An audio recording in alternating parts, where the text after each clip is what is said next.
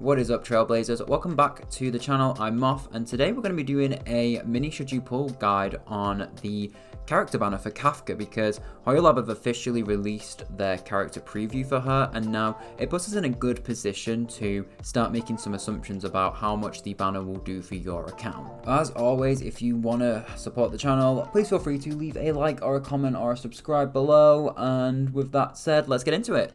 So initially off the bat, I'd like to start off with a review of the characters themselves, starting with Kafka, our newest 5-star, and she is set to shake up playstyles. She's going to be offering a new way to run what's called a DoT team, or a damage over time team, smoothly. Obviously, she has an absolutely gorgeous design, and she's been very high in demand since day one, and so there's enough of a reason for people just to pull on her banner, regardless of the 4-star she's with, because there's enough hype around her as a character as a whole.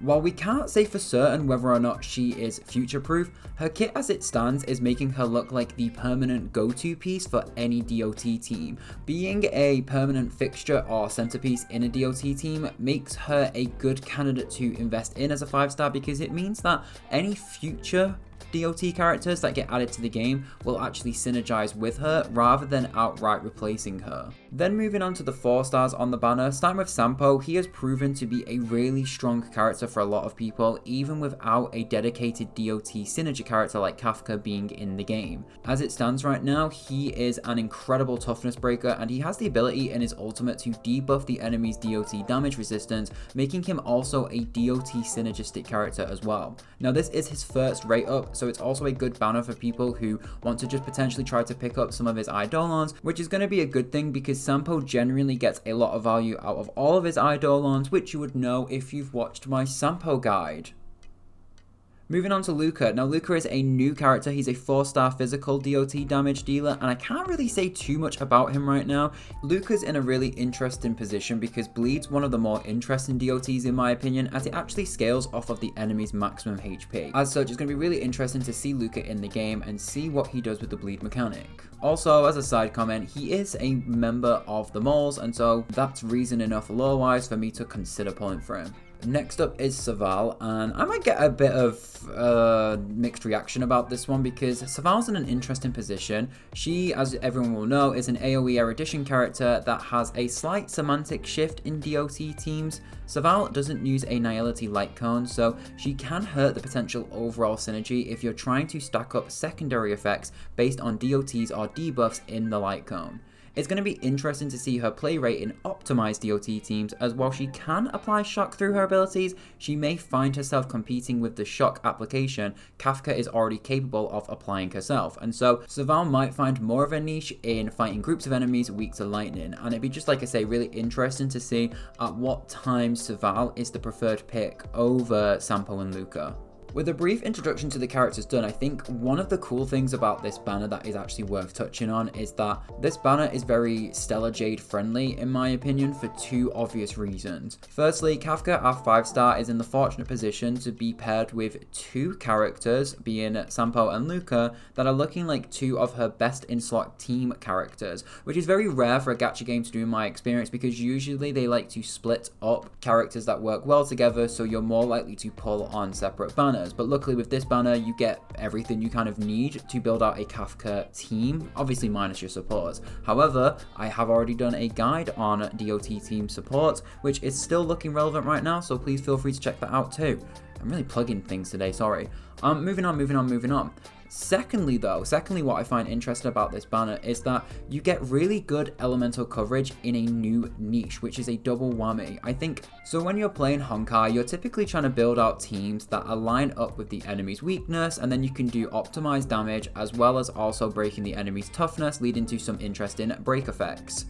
And so what this can lead to is some strategic pull-in. For example, I have both Welt and the Watcher, but I would really like IL Dan Hung. However, it's now looking like he might not be the best pickup because I don't want to heavily stack imaginary characters. It can create a need to diversify your character roster by element as well as kind of the function that they do. However, with the Kafka banner, we do have 4 characters with 3 elements, all offering a new and improved way to play the DoT mechanic as a viable strategy. What's even more interesting about this is that while it may seem obvious to then say, well, these characters overlap with characters we already have, such as comparing Kafka with Jingyuan, Sampo with the 4-star Dan Heng, and Luka with the physical trailblazer or someone like Zhushang. However, what's really good about this banner is that all of the characters that we're getting won't be following the typical emphasis on crit build that you see in those characters like Jingyuan, Dan Heng, and Zhushang, for example. And so it really gives you a new way to diversify your account, not just in the element coverage, but also the type of team that you're offering. In a very generic oversimplification, characters like Jingyuan, Dan Heng, and Zhushang have typically wanted to follow this crit damage path and take advantages of supports that can optimize them as a carry or hyper carry playstyle, so your Yukongs and Bronyas. With the DoT teams, because you're going to be looking more into a heavier attack and speed tuned build, supports like Pela and Asta are going to be in a lot more demand, helping you to have a good sense of variability in your team comps for things like Memory of Chaos, while you're still able to take advantage of characters that we've had since day one. So overall, what I like with this banner is that it just seems for every Stellar Jade that you spend on it and every pull that you get, so long as you are running with having a copy of Kafka, you're going to have a lot more value in these characters that you pull. That's just more than oh, I've got another 4-star wind damage dealer, or I've got another 4-star physical. Like, the characters themselves also bring a new niche to you, and then luckily they're all nice and varied.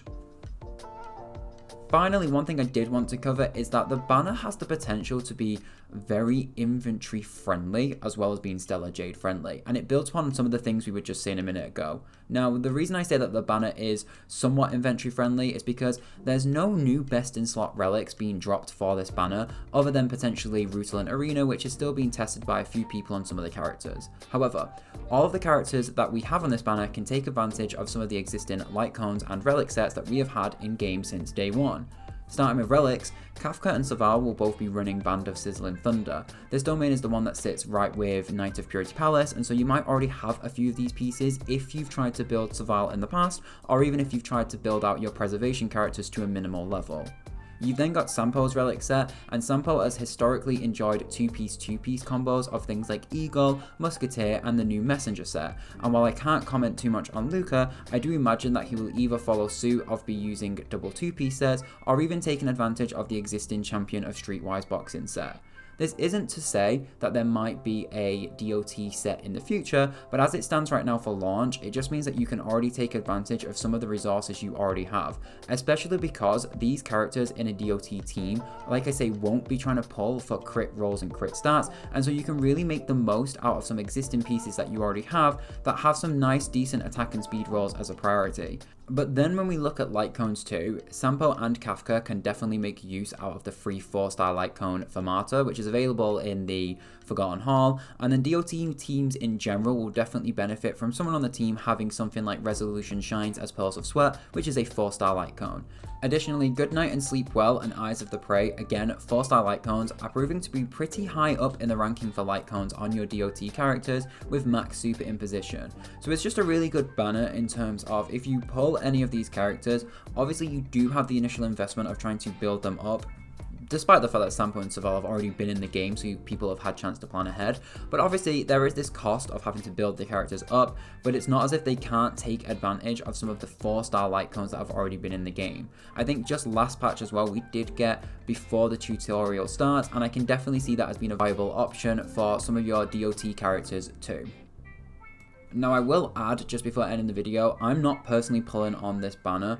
I don't think that is a indication that you shouldn't pull. I think it's a very strong banner and well worth the investment. For me personally, like I said at the start, I am going against my own best advice and saving for the Dan Heng copy because I just really like Dan Heng and that's my choice. However, from an unbiased review, I wanted to kind of put it out there that if you were kind of on the fence about whether or not you should pull, I do think it's a very strong banner that's very massively going to diversify your account and let you have a new type of playstyle being these DoT teams.